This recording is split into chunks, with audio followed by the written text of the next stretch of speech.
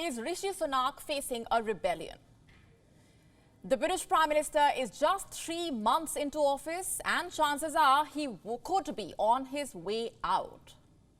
This is a story not many are telling you yet, but we give you all the details tonight. Now, you all know Rishi Sunak. Currently, he is grabbing headlines not just in his country, but also India. And why is that? Because of a cameo. Here's what happened over the weekend. India's National Security Advisor, Ajit Doval, was in a meeting with his British counterpart, Tim Barrow. It was an in-person meeting in London. And guess who shows up unannounced? Rishi Sunak. He joined the meeting for a while. The gesture was very special and it was received equally positively by India. The Indian mission also put out this tweet. But the good press was not enough to hide the rot within his party. Members of Britain's Conservative Party are scheming against Rishi Sunak. There are talks of a rebellion. And how do we know this? Because it was written all over Liz Truss's essay, the one that she wrote for The Telegraph. This one, it makes a case for giving Truss another chance. And at whose expense? Obviously, Rishi Sunak's. And that is the point here. This essay repeatedly makes over 4,000 words. Liz Truss admits she made mistakes during her stint at the 10 Downing Street, but she says she is not blameless. There are others who are to be blamed as well.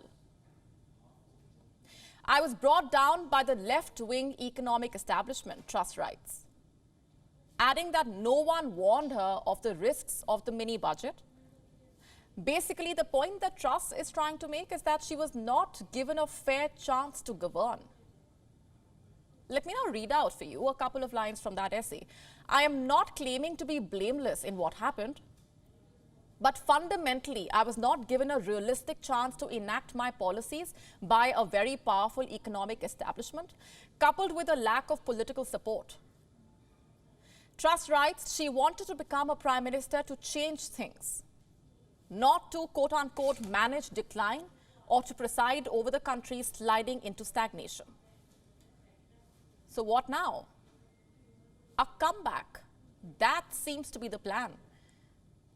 But if Truss is to come back to power, guess who will have to step down? Rishi Sunak.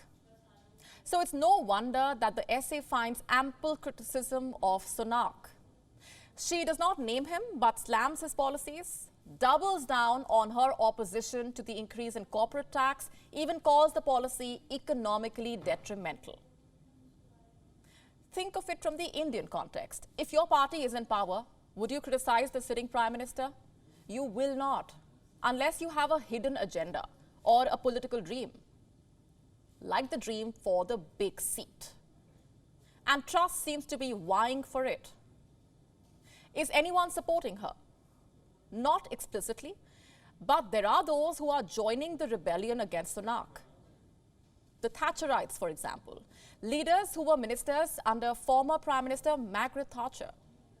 Some of these leaders are not really happy with Sunak's EU red tape law.